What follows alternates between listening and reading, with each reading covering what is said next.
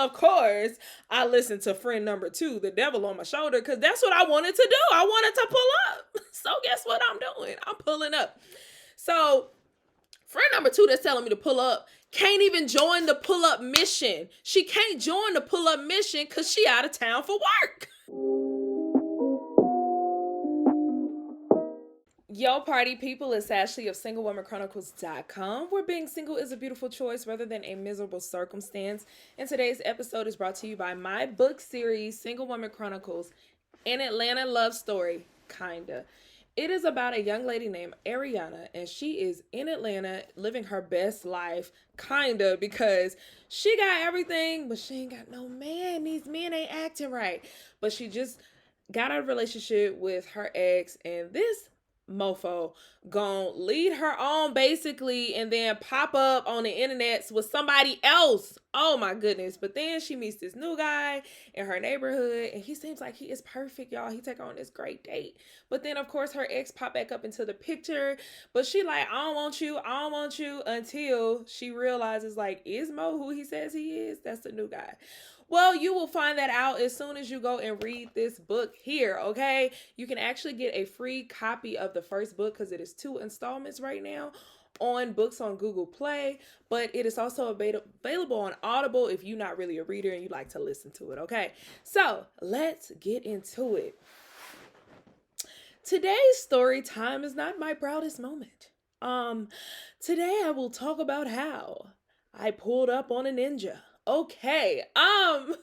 Let's preface this by saying this is BC me. When I say BC me is before Christ me. This is before I was saved. This is before the Holy Spirit could catch me and punch me in the throat and tell me not to do things that I know I will regret later. But yeah, this I was around 20, what year was that? I was 24 at the time that this happened. I am now 33. It was almost a decade ago. So we just have to set this in motion because the last thing I need is for something to go viral and somebody's like, oh, she out here pulling up on people, blah, blah, blah. That's why she sang it. This was almost 10 years ago. So what am I naming this person? I'll be having to fake name folks because I don't want nobody to be like, oh, I know him. We're going to call him Cliff. I don't know where that came from. We just gonna call him Cliff. Okay. So I guess we're gonna get down to the nitty-gritty because this one, it's a lot of BC stuff. And I just want to say, don't y'all judge me. Okay. I need y'all not to judge me. Okay. Before we get started, can y'all say y'all not gonna judge me? Now I know some people who are, but I just want to say y'all gonna say y'all not gonna judge me. All right, whatever. So I met Cliff. Meeting Cliff is another story within a story. So I met Cliff when I was on a date with somebody else. Okay. I told y'all not to judge me. But okay. But before y'all start judging me, the person who I was on a date with tried to play me. Okay. So I'm on a date with this guy and I'm trying to live my best life and dance with him. He pushes me off of him. So after that, baby, we no longer on a date. Thank you for paying for me to get in. Thank you for buying me drinks. But baby, you pushed me off you. So I found out later on that he pushed me off him because he saw his ex in the club. And I guess they had recently broken up. So he didn't want her to see that he was with me. But that ain't got to do with me. So after that, honey, it's free game. So I got a little tipsy. Again, it's BC me, y'all, okay? Don't judge me. I'm saved now, okay? Got a little tipsy, and I ended up meeting Cliff, and we ended up drunk girl making out in the middle of the club. Yes, I was making out with a stranger in the middle of the club, okay? Again, don't judge me. This is BC me, okay? So, we exchanged numbers. I go home. Next day, I didn't remember him. I did not remember Cliff at all. I remembered the fool who took me to the club and pushed me off of him, but I didn't remember Cliff. So when I looked at my phone, I see a text from Cliff and I'm like, who is this? Who might this be? I did kiss somebody last night. Is it him? I guess it is. Okay, so I text him back and I say, hey, I know what happened last night. We kissed and we exchanged numbers, but I'm gonna tell you the truth. I don't remember you. can you send me a picture? Now, I can say this disclaimer. I have very good drunk eyes. Okay. A lot of people, when they're drinking, they like may exchange numbers with some ugly ducklings. Not me. My drunk eyes are more particular than my sober eyes. Like, my drunk eyes, you have to be a 8.5 or above to get past my drunk eyes, because they don't play. Because they like, what's going on? Let me see your hair. Take the hat off. What's going on? So, so I knew he had to be cute, but I still wanted to know who I was talking to. So I asked him, I said, hey, I remember you. Can you send me a picture? He said, no, I'm not sending you a picture. You're going to have to meet up and go on a date with me. And I'm like, for real, this is what we doing? Okay. So I said, all right, cool, I'm down. So he says, meet me at Whitewater this time tomorrow. And I'm like, okay, cool. That's kind of crazy that you're going to take me to Whitewater. You get to see me in my swimsuit. I ain't never really, whatever. So I pull up. And of course, my drunk eyes never fail. This man is very attractive. He has the body of an action figure. Like, his body is like perfect. It's really ridiculous how nice his body was. And he's really nice, really cute. Everything went well. But at the time, we went on that one day and we would talk every now and again. But he told me, like, honestly, I like you, but I'm just not ready for anything serious right now because I'm almost finished with my degree. I'm working 2 jobs. Like, he was at school to be an accountant. So I really can't give you what you want right now, but like in the future, I'll reach back out to see. And I respected him for his honesty. So I was like, all right, cool, that's fine. So fast forward, like, what? Okay, I gotta go back. So when I first met him, I was like 22. So fast forward, now I'm 24, and then he reaches back out. So he reaches back out a weekend. I was going out of town for my birthday, and I'm like, oh, okay, well, I'll get up with you when I return. So when I get back, we hang out, and we were joined at the hip ever since, like, once we start hanging out. So we went on the first date, and that was great. We spent like every day together. We went on this road trip once. Like, everything was cool, and this is going on for a month. So I'm thinking, like, it's perfect. Everything is great. But at the time, I was being spoiled by his attention. So, like, I didn't really like when he spent time without me. Like, what? But I'm mature enough past that now. Again, this is BC me. But, one night he wanted to hang out with his boys, and I had like a little funky little attitude. And he's like, okay, whatever, Ash, but I'm going to hang out with my friends. Mind you, he had been with me the night before. It was going to be with me the night after. But I was still like bratty attitude. But like, whatever. So I've always had a lot of male friends, platonic male friends, people. I don't call men that I've slept with bro. Never been that type of chick. That's weird to me. Never that, but I've always had a lot of male friends. So that night he went out. I said, okay, I'm not going to stay in this house. I'm going to go out too. So the only person that was available was one of my male friends. So anybody know or from Atlanta, they know about $2 Tuesdays at the U-Bar. Everybody be at $2 Tuesdays at the U-Bar back then because it's cheap. It's actually still going on, so you know how good it is. So this is almost a decade ago, and it's still popping. So anyway, I'm like, okay, we'll pull up to $2 Tuesday, whatever. So we go in. So he had this particular car with a personalized tag. So as I'm walking in, I realize he's in here. And so I'm like, okay, cool. So I'm not thinking nothing of it because I'm out with my homie. Like, I'm not on a date. Nothing's going on. So sitting down with my homie, and I see him across the room. So I'm like, I should go speak. So I walk over there. I speak to him, hug him, and then walk back over to the other side. He ended up leaving. And when he ended up leaving, his friend started coming over next to me. I can't remember exactly what happened because it happened so long ago, but I think I walked to the restroom and his friend like was flirting with me. And he was telling me how this was like his close friend. So his friend was like legit flirting with me. And I'm kind of like laughing off thinking like maybe he's drunk. But I did let him know. I said, yeah, hey, your friend was a little too friendly for my liking, but I think he was just drunk. He's like, oh yeah, I'm gonna have to check him. And I was like, all right, cool. I just want to let you know because I ain't trying to be in that. So I'm thinking everything's cool. After that day, he started acting weird.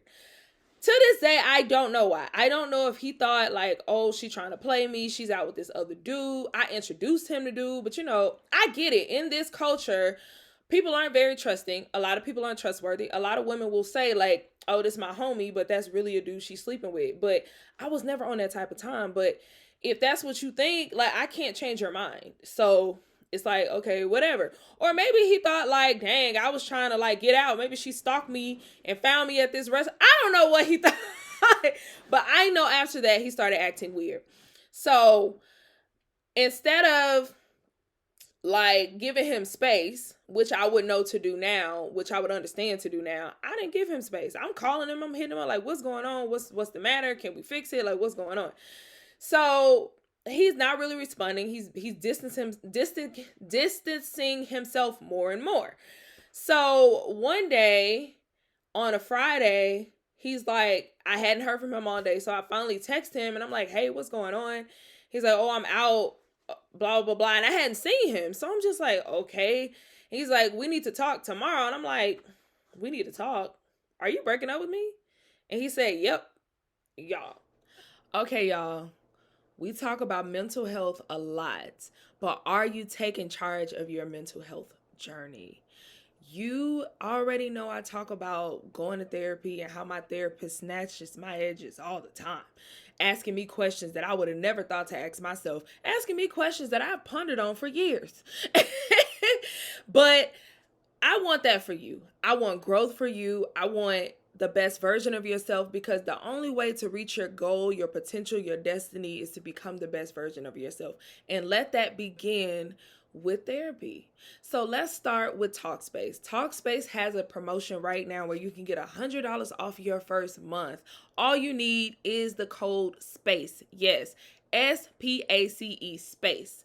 Click the link in the description box to get Talkspace right now today. Let's start 2023 off right. We out here. I already told y'all we out here.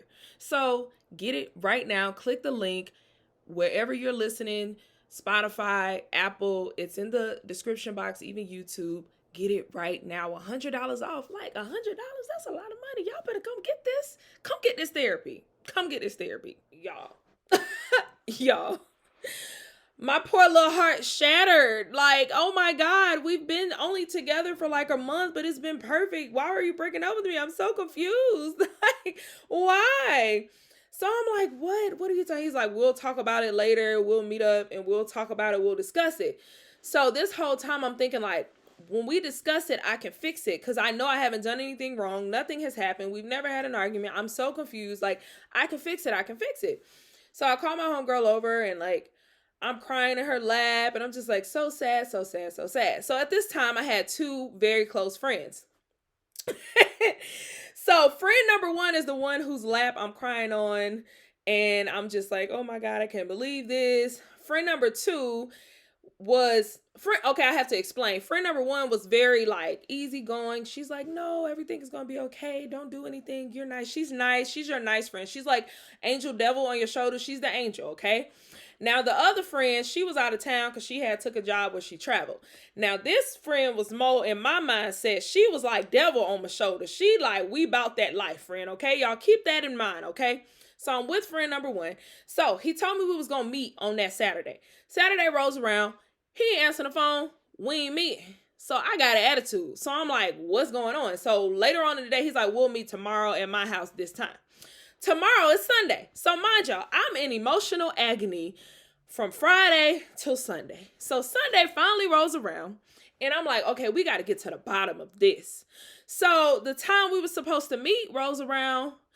He ain't calling. He ain't answering his phone. He not texting me back. So I'm just just going crazy. I'm anxious. I'm like pacing the floor like a cartoon. It is madness right now, y'all. So I called friend number one over. I'm like, oh my God, I just feel sad. I really want to talk to him. Should I go over there? Should I pull up on him? Friend number one is like, no, it's not even worth it. If he really wants to talk to you, then he would have answered the phone. You shouldn't pull up on him because he's not worth it. Just let it go. Friend number two get on the phone, the devil. She like, nah, pull up on that ninja. He owes us some answers. She talk about he owes us answers. I'm the one that's going through it, but she talking about us. But of course, I listened to friend number 2, the devil on my shoulder, because that's what I wanted to do. I wanted to pull up. So guess what I'm doing? I'm pulling up. So friend number 2 that's telling me to pull up can't even join the pull up mission. She can't join the pull up mission because she out of town for work. Like, how you gonna tell me to pull up, but you can't even join the pull up mission? But whatever, I'm still gonna pull up. So friend number 1, I meant friend number 2 couldn't join it. Friend number 1 says, okay, I just want to make sure you're safe. I'm gonna ride with you just in case anything goes crazy, goes awry. Like, yeah. So friend number 1, we jump in the car, we pull up to his house. So I sit there, and there's a moment where I say, just turn around and go home. But then the devil, I'm telling y'all, it was literally a fight. But this was back in the day when, again, I wasn't saved, so I didn't have the Holy Spirit to really tell me to, like, girl, you tripping. But I'm there. So the angel on my lap saying, my shoulder saying, hey, you can turn around. But then the devil was like, we done came too far. We here now. Go knock on that door. So that's what I did. I got the car and I went and knocked on that door. So I'm banging on the door. It's dark, like somebody sleep. So he typically left his window open. So I hear he lives with his brother. So I hear his brother saying, hey, bro, I think your girl at the door. And so I just hear somebody coming down the stairs, and he opens the door. And he immediately has an attitude. And I'm like, this dude got an attitude? Like, I'm the one who's supposed to have attitude. So he opens the door, and he's like, how may I help you, Ashley? And so he sits down, and I can tell, like, he's not going to be receptive to anything I have to say because I pulled up on him. So we talk, and I basically tell him how I feel about it. And I'm just like, so you're just done? And he's just like, yeah. So he really didn't say anything. I think he was just, the fact that I pulled up, I think that was kind of like the nail in the coffin for him. But again, I don't know. These are all assumptions because I've never talked to this person about this a day in my life. Like, nothing. So I leave. We don't talk. That's it. That's pretty much the story. I saw him out years later. I think he befriended me on Facebook years later, but we never talked. I used to be a bottle waitress. I seen him out. So I would just randomly see him, but we never had the conversation. So like everything I'm telling y'all is just from my assumptions. But what I can say that I learned from that, one, I will never pull up on anybody, unless like I'm married and it's warranted. And I feel like my husband is like, I don't know, in danger. Or like, I don't know if it's like a crazy situation on some like, I know y'all done seen the Notorious movie when Faith Evans pulls up on Biggie because he's telling this elaborate story, talk about his homie has to borrow his room and don't call it, whatever. I might pull up on that, but like just the dude that I'm dating, I would never. Because my thing is like, it would have been over when he said it was over. And another thing is like, I would have given him space. Back then, I didn't know how to be alone. I was very like, I don't like being alone. I don't like feeling lonely. It was uncomfortable. I didn't know how. But now I know how to do that. I'm very good at it. I'll be chilling. 2, I was very impulsive. So I didn't sit and like map out everything. So now I process everything. Like, okay, if you pull up, then what? Okay, after that, then. Okay, and then after that, then what? You know what I mean? And 3 is just, I've learned to give people space. Like, I'm the type, like, when there's a problem, I want to talk about it now. I don't need space to process. I don't need none of that. But a lot of people do. One of my best friends, she's like that. Like, she needs time to process. My mom is like that. My mom, she don't want to talk about it right now. She want to process and come back. I'm cool with that. Now, I wasn't cool with that then. I felt like when somebody told me they needed space, that was a personal attack on me. Like, you're saying you need space from me? From me? What I do to you? I ain't do nothing to you. So now I understand, like, sometimes people need space and that's okay. So I've grown a lot from that situation. I don't regret it though. I ain't gonna lie to y'all. I ain't gonna sit here and lie to y'all like I regret pulling up on that man. I do not. I don't regret anything.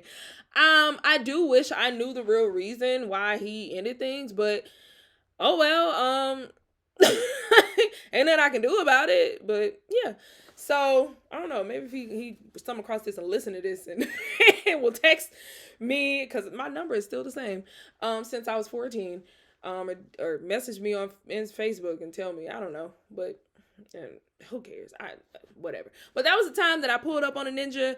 If you are thinking about pulling up on a ninja today, I would highly recommend you do not, okay, do not, because at the end of the day, what is it going to prove? It's just not. It's going to make you feel bad. Like I felt really bad afterwards. Like I felt even lower than I did before I went. So I would say don't do it. Now again, I don't regret doing it, but I would tell you not to do it. You don't have to go that route. You're better than this, sis. Okay. All right. Till next time. Bye.